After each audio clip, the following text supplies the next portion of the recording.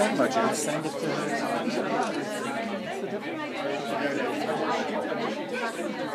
Got a lot of iPads over there. Hold on. Film.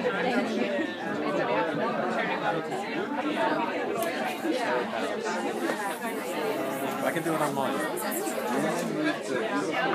I'll send it to her.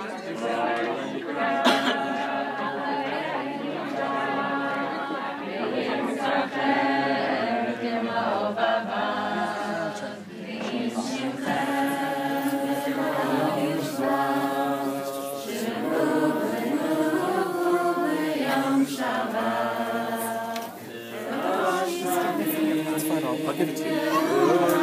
I'll send it to you.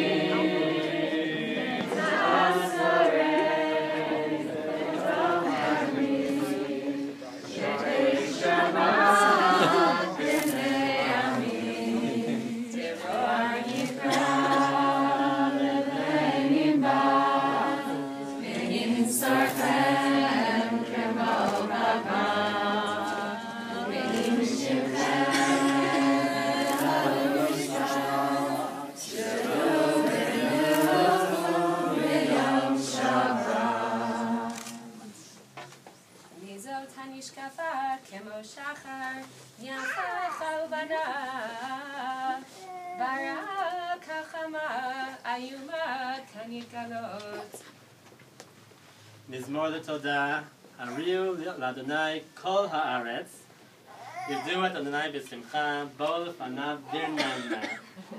דעו כי אדוני הוא אלוהים, הוא עשנו, ולא אנחנו, עמו וצאן מרעיתו. בואו שעריו בתודה, חצרותיו בתהילה, הודו לו ברכו שמו, כי טוב אדוני לעולם חסדו, והדור והדור אמונתו. שמר אחים שרה רבקה, רחל ולאה, ומרים הנביאה ואביגיל ואסתר המלכה בת אביחיל. יברך הילדה הנעימה הזאת, ויקרא שמה בישראל ליאב בת אילנה נאוה ודניאל ברוך. ומזל טוב ושעת ברכה, זאת ליאב בת אילנה נאוה ודניאל ברוך, תגדל בבריאות, שלום ומנוחה. זכה את אביה ואת אמה, לראות בשמחתה ובחופתה, בנים ובנות אושר וכבוד. עוד ינובון בשיבה, שנים ורעננים יהיו, אכן יהי רצון ונאמר אמן. מזל טוב. האלוהים אשר התהלכו אבותיי לפניו, אברהם ויצחק, האלוהים הרואה אותי מעודי עד היום הזה. המלאך הגואל אותי, המלאך הגואל אותי מכל רע, יברך את עמי הארץ, יקרא האל שמי. המלאך הגואל אותי, המלאך הגואל אותי מכל רע, יברך את עמי הארץ, יקרא האל שמי.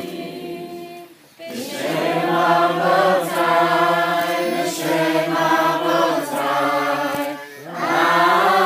אברהם ויצחק, ויגאולה רוב, ויגאולה רוב, בקרב הארץ.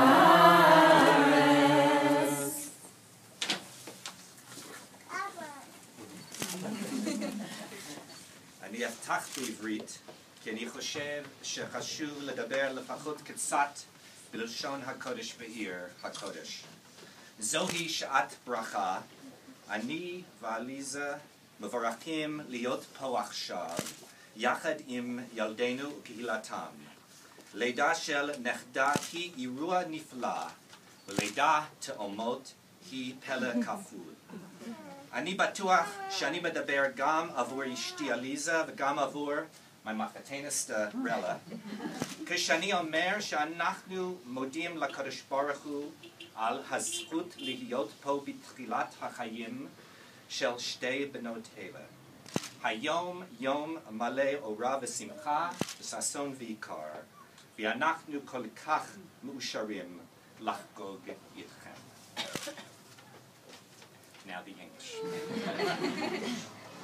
It was an Eitrat Son, a propitious moment, when we had the privilege of being in the hospital with Ilana and Daniel, as Ilana gave birth to these two beautiful babies whom we are naming today. These girls were welcomed into a room that was Sahala v'Samecha, a room ringing with joyous cries.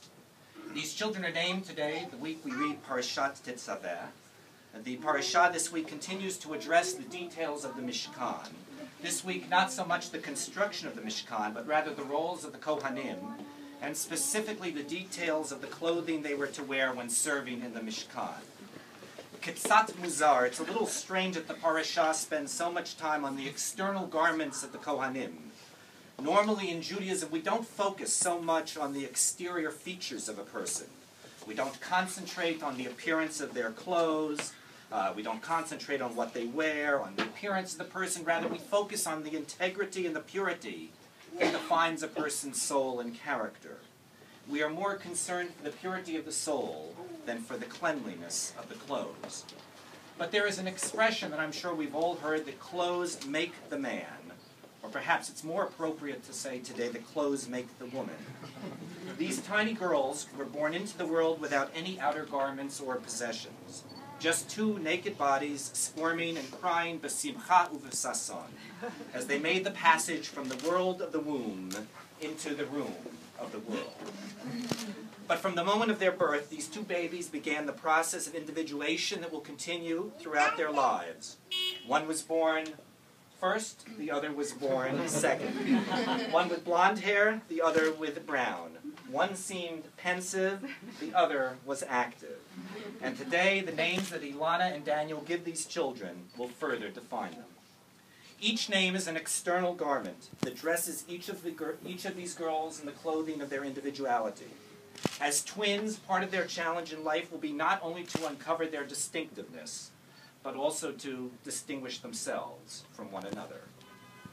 But it is not only their names which will define them during their lives, it's also their parents who will shape who they will become. These girls have been born to parents who share a love of Torah, a passion for literature, and a respect for history. They have been born to parents who have chosen to build their lives in Eretz Yisrael, to raise their children in the homeland of the Jewish people. They have been born as sisters to their brother Matan, who so far has been very gentle and loving toward them. They have been born into two families, the Kershans and the Feldmans, who come from a lineage of study and learning and Ahavat Yisrael. And I know I speak for Eliza and also for Rella when I say how privileged we are to be here as grandparents during these weeks and to share the beginning of these girls' lives. And I know, Daniel, you will tell your children the stories about your father so they will know the full richness of their inheritance. And lastly, these children will be defined by their community. Aside from the time that Eliza and I have been able to spend with you, Ilana and Daniel, and with your children, it has been wonderful for us to meet so many of your friends, to come to know the personal and the professional communities of which you are a part. You will never have to raise your children alone because, indeed, there is a village of your friends here to support you. We have been touched, as I know both of you have been, by the overflowing good wishes of all your friends and colleagues, as well as by their concrete offers of help. We know your children will always be surrounded by an abundance of their peers. Theirs will never be the only stroller pushed through the streets of Jerusalem. Rather, they will be surrounded by the strollers of so many other children that fill the streets of this city. So these two girls, born naked into the world, have been already adorned in the garments of our tradition. We know these girls will grow up enveloped by the teachings of our text and by the music of our Masoret. Today you begin to dress and address them by their names. You wrap them in your love as their parents. You clothe them in the garments of their grandparents, your friends, and your community. You crown these girls with the adornment of their Jewish inheritance. May the garments that they will wear be like the garments of the ancient Kohanim, clothing lechavod u'letifaret. Hamalach hagoel oti mikol ra yivarech et hanarot. May your daughters always follow in the footsteps of the angels who will guide their lives. May they always be a blessing to their families and to their community. May God watch over them and protect them. And may God bless these girls so they will become an adornment and a crown l'kol am Yisrael.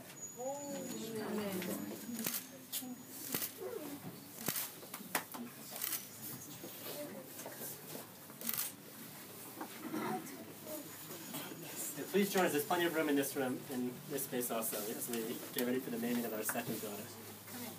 Please.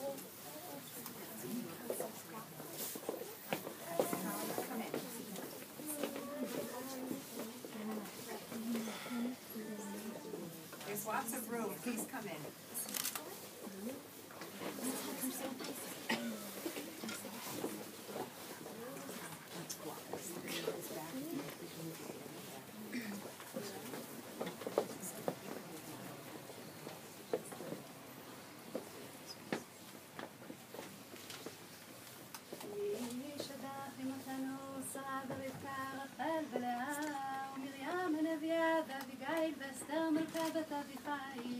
הוא יברך את הילדה הנעימה הזאת, ויקרא שמה בישראל, תגל בת אילנה נאווה ודניאל ברוך, במזל טוב ובשעת ברכה, זאת תגל בת אילנה נאווה ודניאל ברוך, תגדל בבריאות שלום ומנוחה, ותזכה את אביה ואת אמה לראות בשמחתה ובחופתה, בבנים ובבנות אושר וכבוד.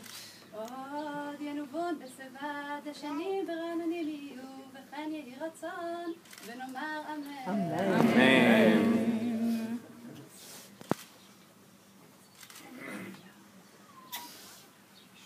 שמעה ותשמח ציון ותגרנה בנות יהודה, למען משפטך אדוני, כי אתה אדוני עליון על כל הארץ, מאוד נעלית על כל אלוהים.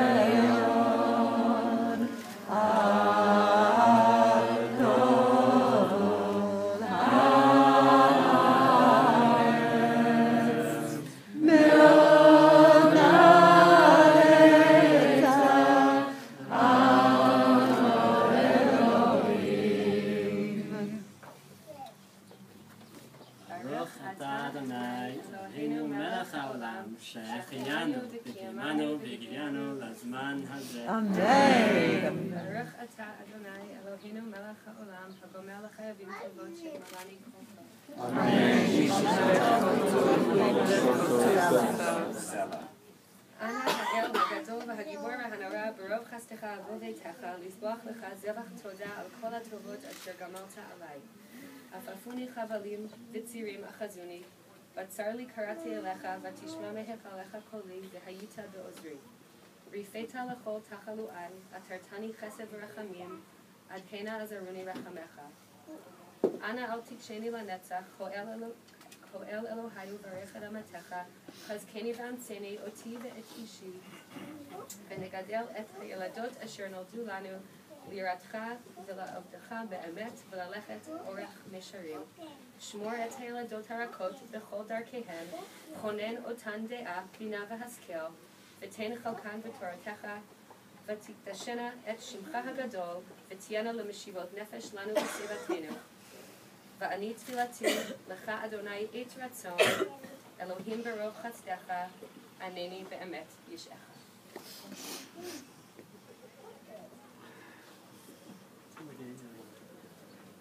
שמך אלוהים כשרה רבקה רחל ולאה, יברכך אדוני בשמרך, יאר אדוני פניו אליך ויחונקה, יישא אדוני פניו אליך ויעשה לך שלום.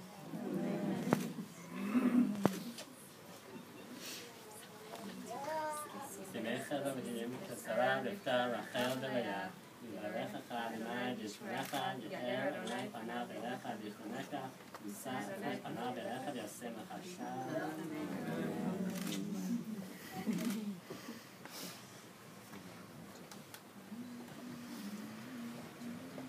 Our daughters were born last Thursday afternoon, and so I was still in the maternity ward on Shabbat Parshat Truma.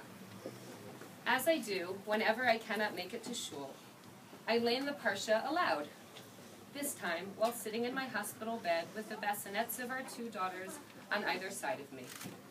The hospital bassinets are essentially rectangular, transparent plastic cases containing mattresses resting on a cart with wheels, and so I could observe my daughters at all times. As newborns are wont, they lay with their hands above their heads, each one looking towards the other and hence facing me as well, as I taught them about the building of the Mishkan.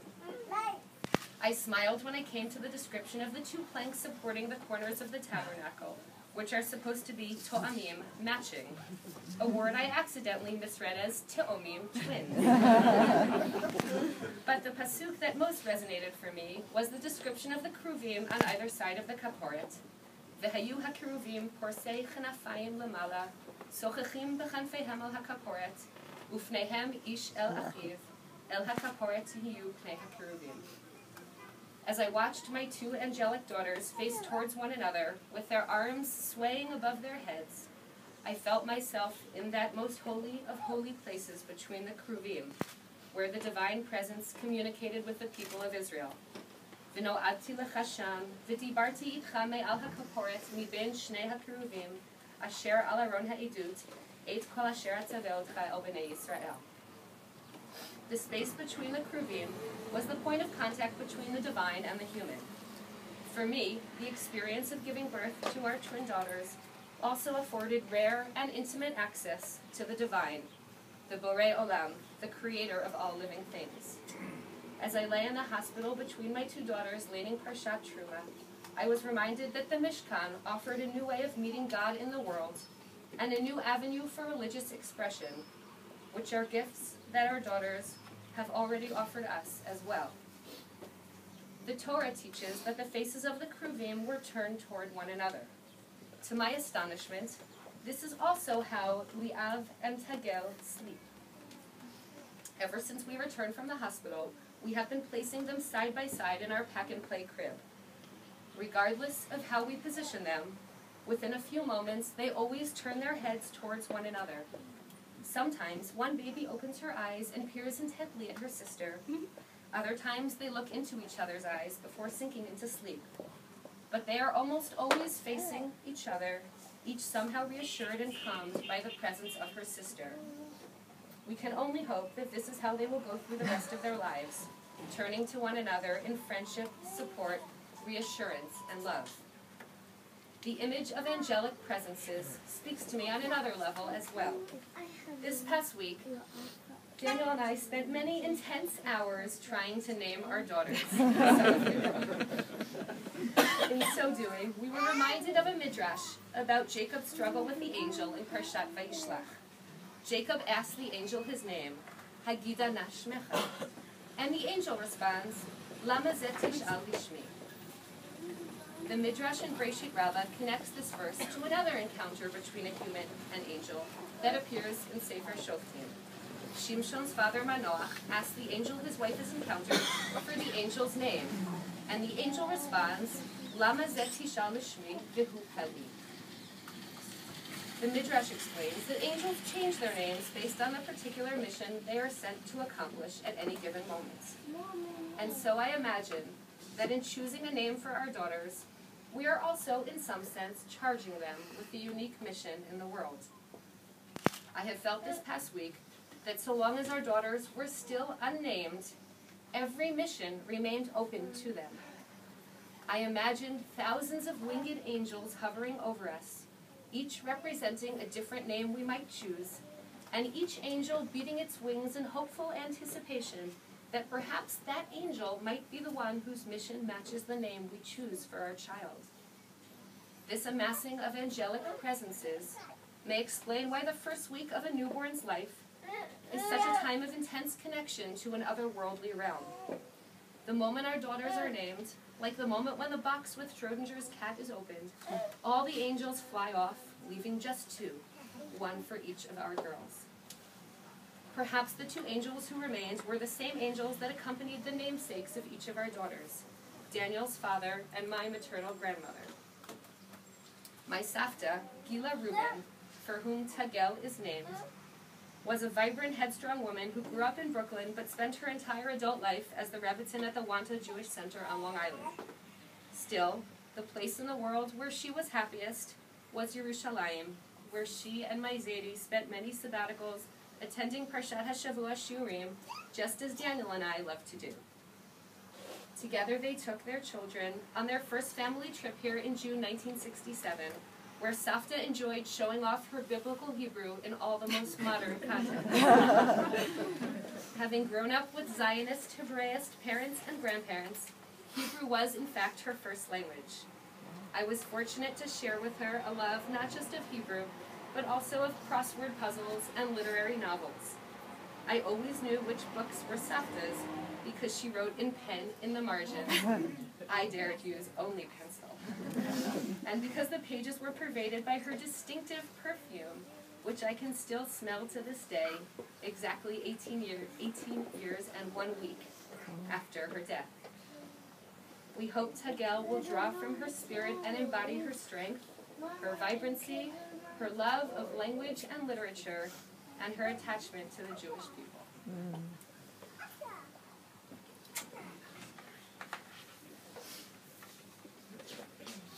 My father, Chuck Feldman, Alav HaShalom, would have rejoiced at this simcha, and his absence, which we feel so keenly today, is all that impinges on this wonderful occasion. A consummate family man, he knew that every simcha must be celebrated to the fullest. Our girls are the first grandchildren born to the family since our Saba left us, and so it is appropriate that the first of our daughters, Liav, bears a name that pays tribute to his memory. Liav. To me, my father was a model of commitment to family, community, and Am Yisrael. A devoted physician, he was also a leader of the Jewish community in northern New Jersey, especially in the realm of Torah education. He was a trusted advisor whose empathy and concern for others made him beloved to so many. He was a wonderful, charming man, and he relished every moment with his family. As my mother, may she live ad 120, holds our beautiful Liav before us, we feel Dad's bracha upon us.